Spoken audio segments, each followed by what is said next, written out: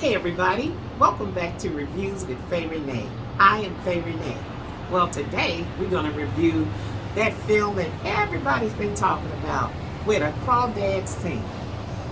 It's a drama and a murder mystery with a southern flavor. So let's get right on down to it. Let's go on down there and review Where the Crawdads Sing. Let's do it.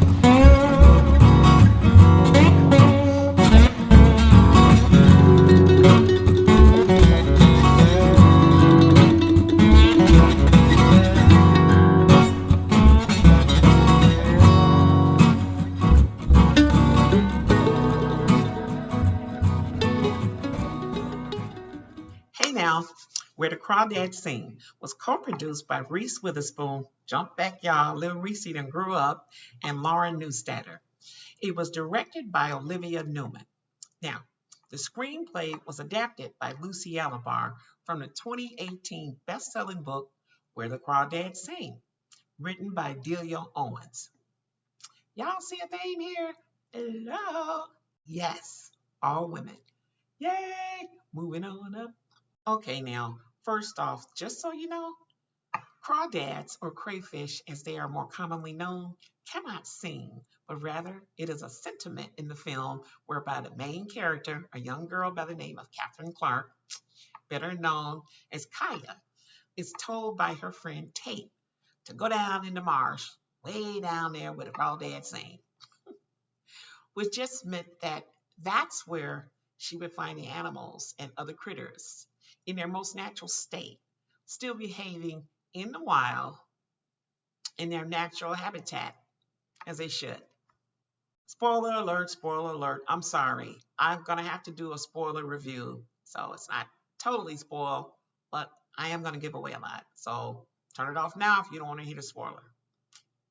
So, Where the Crawdads Sing is an amazing story, full of intrigue, survival, and triumph. And it centers around this young girl I mentioned, Kaya Clark, growing up in the marshlands of North Carolina during the 1950s with her family. And man, they are dirt poor. Now, there are two actors who portray Kaya's character. The first, a younger Kaya, is played by JoJo Regina, and the main character is played by Daisy Edgar Jones, beautifully portrayed as the adult Kaya. Now, I am certain Daisy Jones is signed up now with Hollywood roles for the next 10 years. I hope.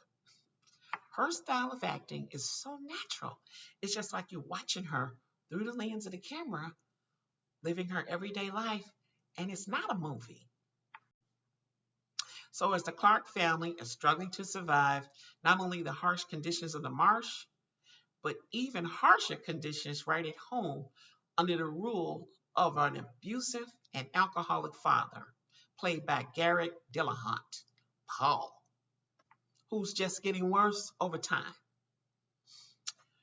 But through all of that, you can see there is a deep love amongst the siblings and the mother, the family in general, except for the father, who is just a lost cause. And one day, after he puts down a particularly brutal beating on the mother just ups and leaves. She couldn't take it no more. She left the home, and everybody, the sisters and the brother, are all left to live under the rule of the crazy father.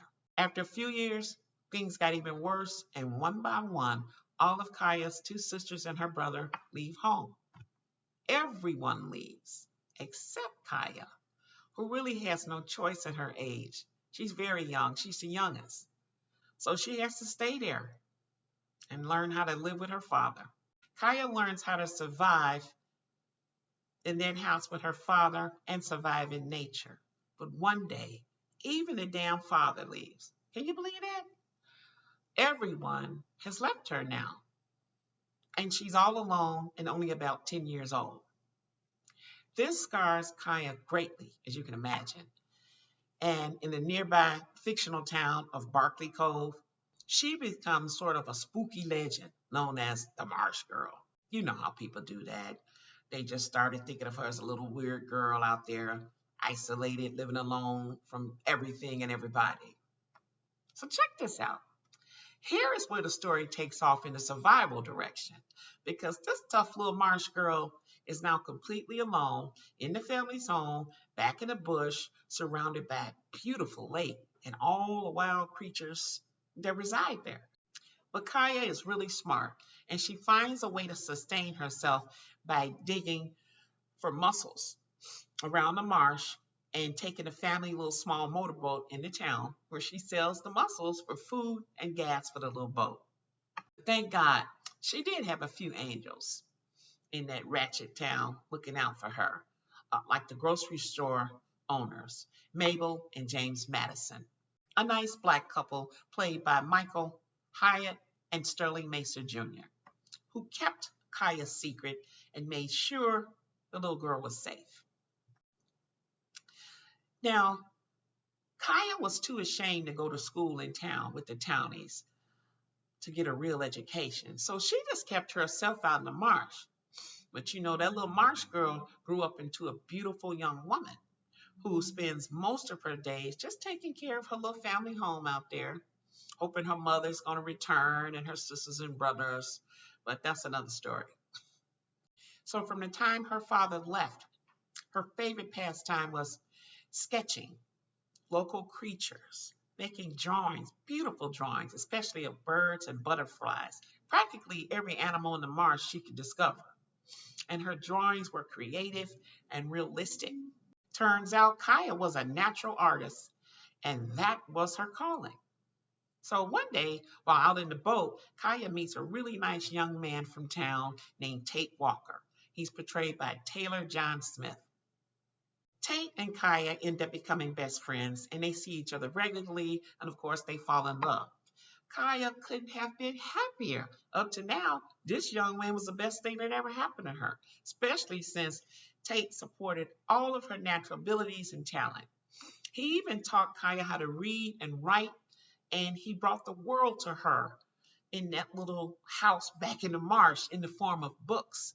And Kaya began to study, read, and research the animals that she sketched. And she studied biology and nature. She loved it. She became a really good illustrator and writer of the marshland creatures and habitat. Now, Tate recognized this and encouraged Kaya to write to book publishers and pitch her stuff. However, one day Tate had to leave for college, and he promised Kaya he would come back to her. But y'all know what happened. Yep, Tate didn't return, at least not for many years. So basically, Kaya felt like once again another one bites the dust. Okay, yep, he done up and left her too. Damn. So you can imagine this young woman's distrust in people generally. Because so far, everyone she loved up to this point did just up jump the boogie and leave. So it seemed. However, she is thriving well on her own in the marsh and keeping busy. But still, Kaya's a bit lovesick. And at the age of 19, Kaya meets another towny dude, a popular guy named Chase Andrews. He's played by the actor Harrison Dickinson. Chase pretends to really be into Kaya and has an affair with her. But then she finds out he is a liar and he's engaged. Just a super fucking creep. I'm sorry, y'all. And he also breaks her heart. I mean, my God. So he was ugly. Well, after that bad breakup with Chase, Kaya goes full steam ahead to continue working on her drawings and illustrations, and she does get picked up by a publisher to make plenty money to take care of herself, and she even purchases her family property in the marsh for good. Yay! The publisher absolutely loves her, and she begins to create a series of books as a successful writer. I love that part. I got your marsh, girl, huh? Anyway, that's the end of the real spoilers. I do not want to give away anything else at this point. And there is a whole lot more to the story because what follows next will freak you out.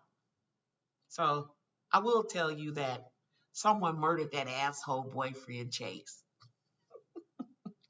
And Kaya, of course, is the main suspect. So the Marsh girl gets brought to trial, and it is very, very intriguing. A testament to the town's true character as they sit in final judgment of Kaya's fate. And P.S. David Stratham wonderfully plays her Southern style lawyer, Tom Milton. This story is really interesting, and I thought the writing was excellent. And guess what? Taylor Smith does an original song called Carolina that is beautiful. Possibly maybe up for an Oscar nod as original song. I really, really liked it. Who knows? Overall, I love that authentic down south feeling about this movie, the great cinematography, and even though it's supposed to be North Carolina, I read that they filmed on location in mostly New Orleans and some sites in Louisiana, and even used a lot of the locals. So that was really cool. Final thoughts, final thoughts. I loved Where the Crawdads Sing. However, the film overall has received mixed reviews, maybe because there's so much going on. However, I thought the story was wonderful and well paced. You got a coming of age story, a love story, murder, intrigue, and the spirit of survival and hope. I found this film to be quite engrossing from minute one to the end. That's just me. I recommend Where the Crawdads Sing, and I give it a hearty 3.75 out of 5 stars. There are many mixed reviews, however, but if you are an adult looking for a good story, a good movie, this is it. And finally, if you are one of the persons out there that I've been searching for to join my channel, we love new subscribers and reviews with Faye Renee. Please hit that red subscribe button below once and check the little bell, and you will be reminded only once whenever I drop the next powerful, fun, super exciting, possibly Southern style reviews with Faye Renee. And lastly, guys, we are streaming again on the brand new INFINITV network app for Roku. Just download the app, check the broadcast schedule, and find out when Reviews with Faye Renee is streaming. Check our social below to find us everywhere on IG, YouTube, Facebook, and of course our website, www.reviewswithfayerenee.com. So I'll see you guys right back here next week with a brand new crazy ass review of Jordan Peele's new flick, Nope. You don't want to miss it. Please remember, like the video, subscribe, leave me a comment below. And you know what? That's it, that's all. This is Faye Renee. Bye!